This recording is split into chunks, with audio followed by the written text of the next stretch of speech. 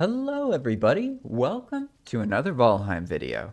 Today you're going to be learning how to set up Enigma on a world that already exists. You see, Enigma is completely independent of the world file, so you could just make a new world. That being said, if you use an older world, there's some things that you need to know. The easiest way to get started is to download R2Modman. When you first launch R2Modman, you have to select the game, so just select Valheim, and then Steam or Xbox, depending on how you're playing. After that, you'll have to make a new profile. We're just going to go with this another tutorial one. Then just go to the online section and search for Enigma Mode.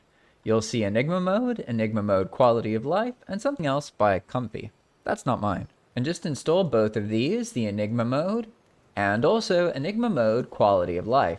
And you don't need to configure anything, so you can just launch them. First things first, if you haven't launched the world since an update such as Bogwitch or Cult Arms or Ashlands, then you don't need to worry about this. Most of the time, this is automatic and you don't even need to know about it. When you first join one of these worlds, you'll be greeted by the message that the server is going to add some new locations to the world, because Enigma actually shuffles locations around. And it's going to warn you to make a backup copy. So you have like 30 seconds. At this point, you could log out and it would stop this from happening. First, it's going to automatically run some upgrade world commands, and you can actually see them if you're in single player and you open your console. Enigma shuffles locations from one biome into another, and in order to do that, it has to get it to regenerate the locations. As you can see, it is laggy. That is completely normal. There's no way around that at this point. This process usually takes about 2 minutes. But if you have a fully loaded world file, it may take up to 7 or 8 minutes. You'll see it progress through various commands.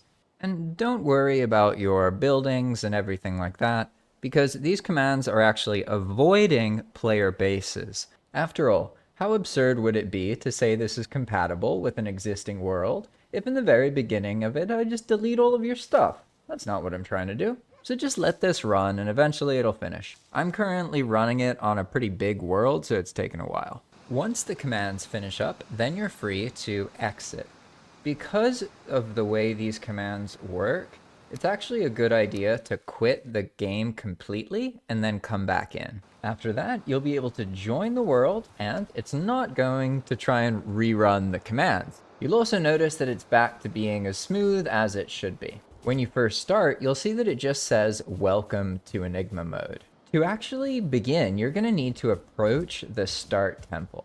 And as soon as you get close to it, you're going to see something happen. So let's give it a moment to finish up the beginning here.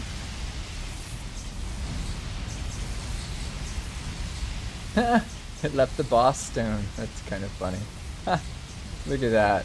I've never actually seen Enigma with the Eek stone with the trophy.